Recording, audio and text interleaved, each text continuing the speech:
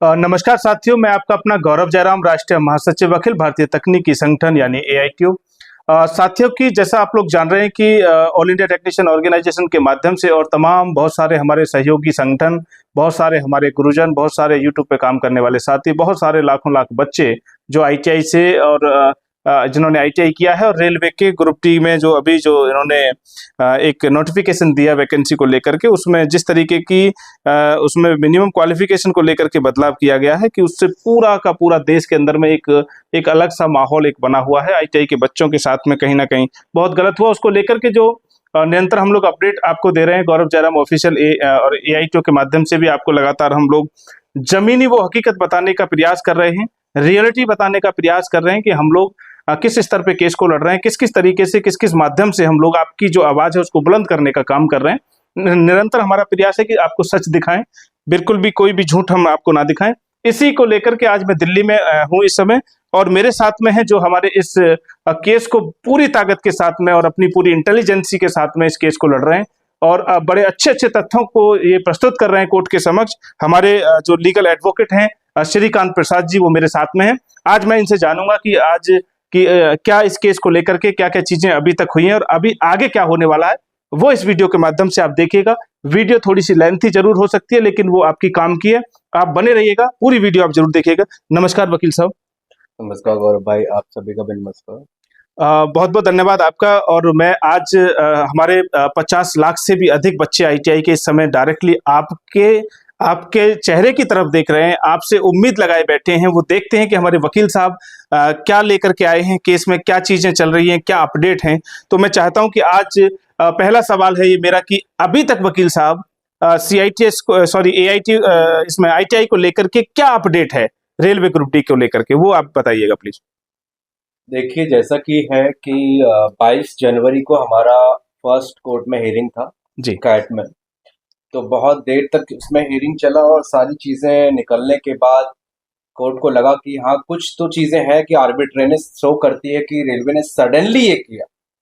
अगर तरीके से करती, टाइम दे के करती, एक प्रिपेयर होता, मेंटली प्रिपेयर बच्चे हो जाते हैं उसलिए कि नहीं अब ITI हटा देंगे, अब हमारा सिर्फ 10th पे कंपटीशन होगा, तो कंपटीशन में बैठने वाले लोग हाई क्वालिफाइड लोग होंगे, तो उससे कंपेयर करने के लिए मेंटली प्रिपेयर रहते।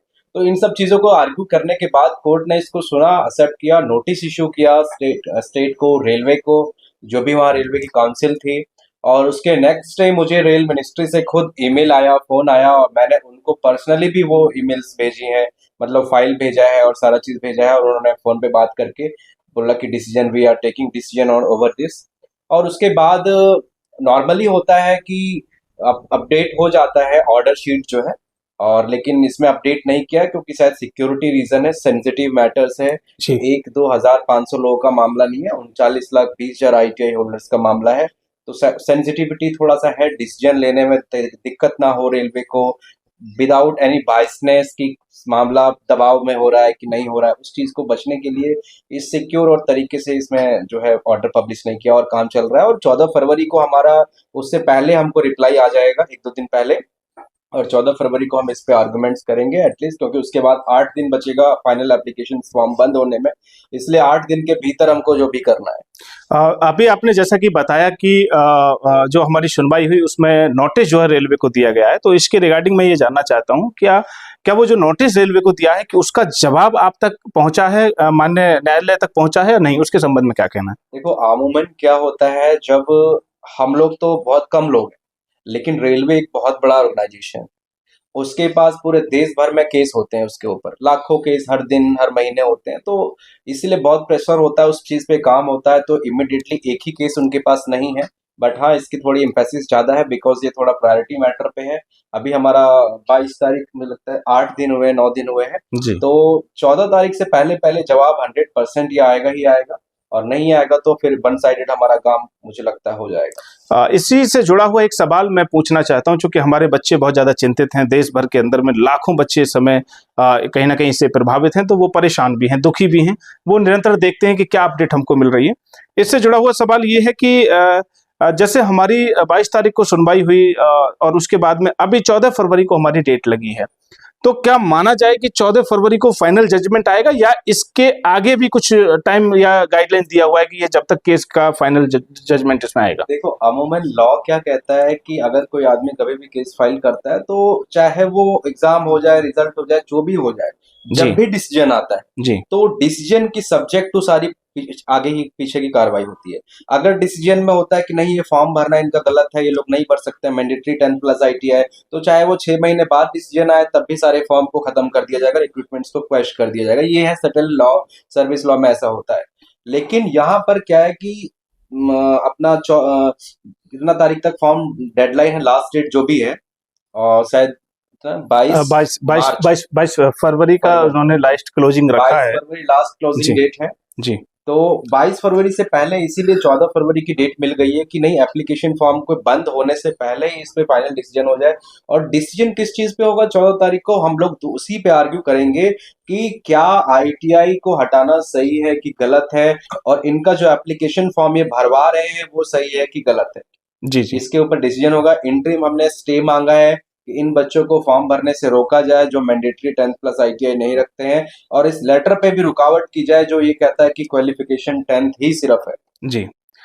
वकील साहब बहुत बढ़िया। अभी मैं एक चीज और जानना चाह रहा हूँ कि जिस तरीके से ऑल इंडिया टेक्नीशियन ऑर्गेनाइजेशन ने पूरे देश के अंदर में इस मुद्दे को उठाने का काम किया है, और हमारे संगठन के साथ साथ में और भी हमारे सहयोगी संगठन हैं, और भी हमारे सहयोगी कुछ अध्यापक हैं, कुछ यूट्यूब पे काम करने वाले हमारे साथी हैं, और लाखों बच्चे इससे जुड़े हैं। तो मैं क्या कहना चाहेंगे आपकी AITO के लिए, क्या सुझाव है आपका कि हमको किस तरीके से और आगे चीजों को लेके जाना चाहिए कि जिससे प्रभाव पड़े? इस पॉइंट का बहुत इंपॉर्टेंट आंसर है जो सभी को ध्यान देना चाहिए, और ज्यादा समय नहीं लगेगा इसको कंप्लाई करने में आप लोग को। लेकिन 100% है, अगर आप लोग इसको मानोगे, जी जो बात मैं बोल रहा हूँ, तो 100% रिजल्ट में बहुत बदलाव होगा और आप लोग को इसका मिलेगा। वो क्या है जी कि देखिए, हम सभी जानते हैं कि ये डेमोक्रेटिक कंट्री है, और जिसको आपने दिया वही सुपर पावरफुल है। जी एम्प्लॉयर रेलवे के पास पूरा अधिकार है, और रेलवे कौन है? वो है जिनको आपने चुना है, बिल्कुल वही रेल मिनिस्टर है, वही सारी चीजें। जी तो आप लोग ही उसको जब दिखाएंगे कि हमारा ये ग्रीवांस है, हमारी ये परेशानी है, हमारी ये चीजें हैं, जी तो वो परेशानी ग्रीवांस कैसे दिखेगी?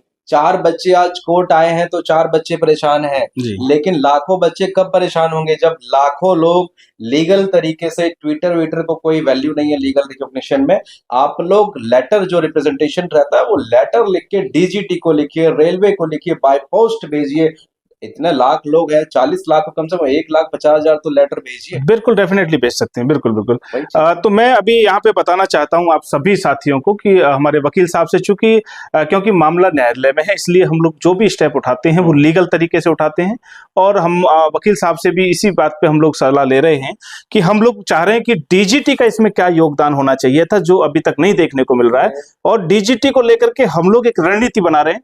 जैसा कि अभी आपने क्या कहा कि लाखों कम से कम लेटर हम लोगों को भेजने चाहिए, तो हम फर्स्ट स्टेप पे DGT की तरफ बढ़ेंगे। लेकिन आपका हम लोग चाहते हैं, हमारे बच्चे सुनना चाहते हैं कि कहीं ऐसा ना हो कि हमारे द्वारा लिया गया स्टेप कुछ गलत तो नहीं है, कानूनी दावपेच में कहीं कोर्ट में उससे हमारा माननीय न्यायालय में कोई नुकसान तो नहीं है। तो इसलिए मैं ये चाहता हूं कि आप थोड़ा साफ कर दीजिए कि DGT का क्या तो रोल होना चाहिए था, उसने क्या काम नहीं किया जो उसको करना चाहिए था, और अब हमको क्या करना चाहिए उसमें आगे, वो थोड़ा सा मार्गदर्शन कीजिए। तो आपको पता होगा, इट वाज द एम्बिशन और वी कैन से डेडिकेशन और focused of prime minister Narendra Modi in 2015, जी जब उन्होंने बोला कि भारत में इतनी बेरोजगारी है, उसको कम करने के लिए हम लोगों को ट्रेनिंग देंगे, कौशल ट्रेनिंग, स्किल ट्रेनिंग, और उस ट्रेनिंग का इनको फायदा देंगे जॉब दिलवा के, चाहे जैसे भी तरीके से। जी इस परस्वेंस में 2015 में एक मिनिस्ट्री बनाई गई थी, मिनिस्ट्री ऑफ स्किल डेवलपमेंट, कौशल विकास मंत्रालय, जी और जिसको कहते हैं डायरेक्टर जनरल ऑफ ट्रेनिंग।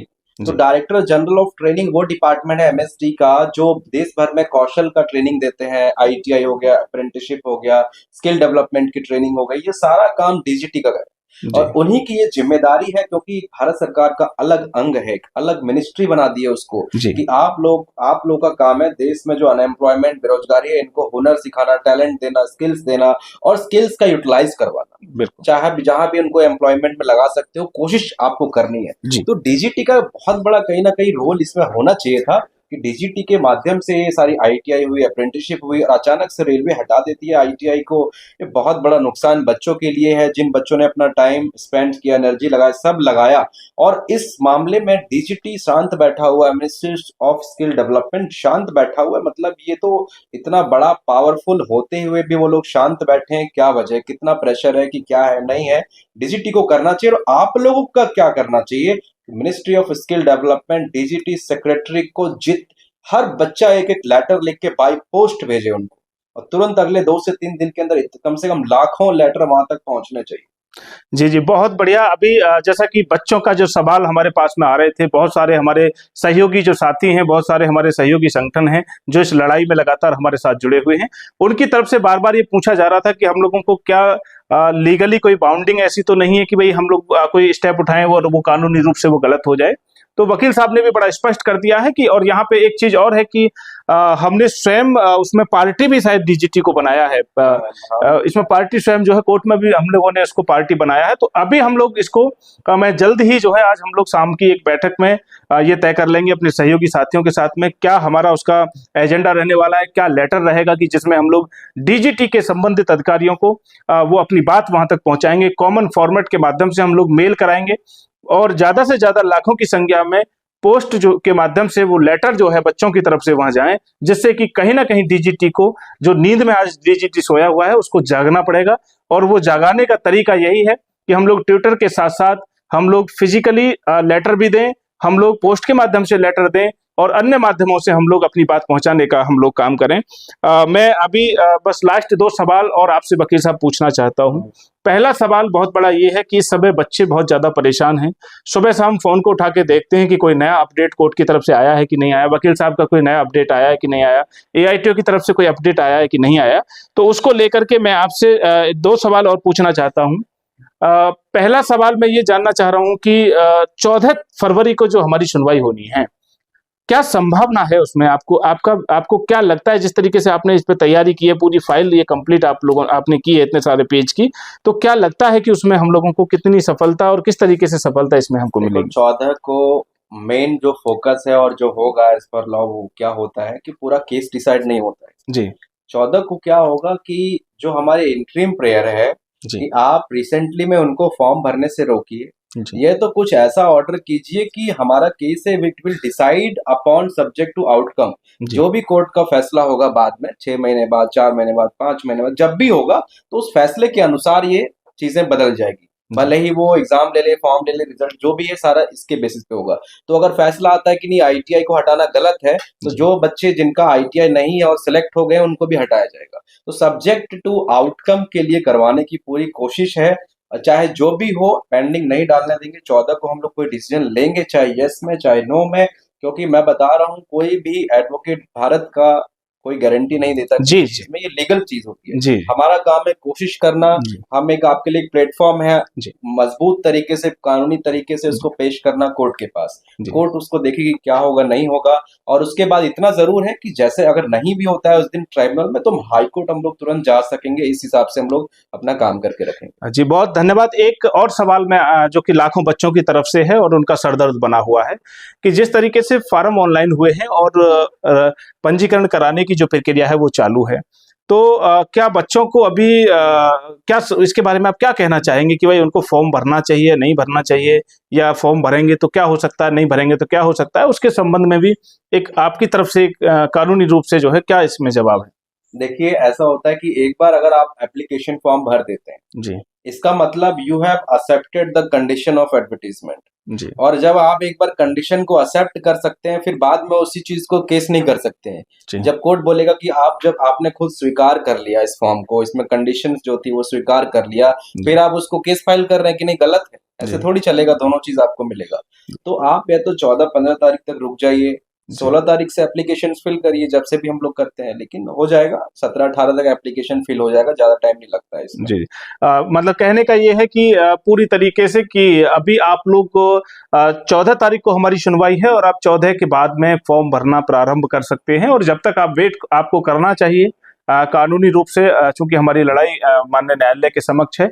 और मैं बड़ा स्पष्ट यहाँ पे बता देना चाहता हूँ सभी साथियों को कि हम लोग हमारा संगठन AITO और हमारी पूरी टीम, जो सहयोगी दल हमारे साथ में इसमें सहयोग कर रहे हैं, कुछ जो भी गुरुजन सहयोग कर रहे हैं, हम सब लोग पढ़े लिखे लोग हैं और हम लोग संविधान में आस्था रखते हैं। और यही कारण है कि माननीय न्यायालय के समक्ष हम लोग हैं और माननीय न्यायालय की तरफ से जो भी फैसला हमारे को मिलेगा, हम उसको स्वीकार करते हुए आगे हमको क्या स्टेप लेना चाहिए, आगे और भी माननीय न्यायालय हैं, अगर कुछ चीजें होती हैं तो हम लोग न्यायालय का भरपूर तरीके से सम्मान करते हैं और समर्थन भी करते हैं कि जो भी डिसीजन होगा हम उसका स्वागत करते हैं, संवैधानिक रूप से हम उसका स्वागत करते हैं और संविधान से बाहर हम बिल्कुल भी नहीं जाएंगे। हमारे माननीय वकील साहब जी बार बार हम लोगों को, सभी बच्चों को गाइडेंस, गार्जियन की तरह गाइड कर रहे हैं और लगातार हम भी कोशिश वही कर रहे हैं कि उसको हम लोग फॉलो करें। तो साथियों, ये अभी मैंने पूरी चर्चा, एक लंबी चर्चा वकील साहब के साथ में मैंने की। हमारे कानूनी अधिवक्ता हैं जो मजबूती से हमारी लड़ाई को, बहुत तार्किक तरीके से हमारी लड़ाई को कोर्ट के समक्ष रख रहे हैं और उन्होंने विस्तार पूर्वक बताया कि किस किस तरीके से इस लड़ाई को वो लड़ रहे हैं, क्या क्या इसमें फैक्ट हैं, क्या इसमें होना चाहिए। और उन्होंने ये भी निर्देशित किया है कि भाई आप लोगों को अब अगला स्टेप क्या लेना चाहिए, क्या किस तरीके से DGT की रिस्पॉन्सिबिलिटी होनी चाहिए थी, वो भी उन्होंने बताने का काम किया। अब हम लोगों को मिलकर के और इस प्लेटफॉर्म को और हमको मजबूत करना है कि जिससे कि हम अपनी आवाज को मजबूती के साथ में DGT के समक्ष रख सकें, रेलवे के समक्ष रख सकें और अन्य प्लेटफॉर्म पे भी हम अपनी बात को मजबूती से रख सकें। बहुत बहुत धन्यवाद साथियों, इस वीडियो में इतना ही। आगे आप बने रहिएगा गौरव जयराम AITO के साथ में, और अन्य जो भी हमारे साथी सहयोगी दल, जो भी सहयोगी साथी इस मूवमेंट में शामिल हो रहे हैं, उनको भरपूर सपोर्ट कीजिएगा।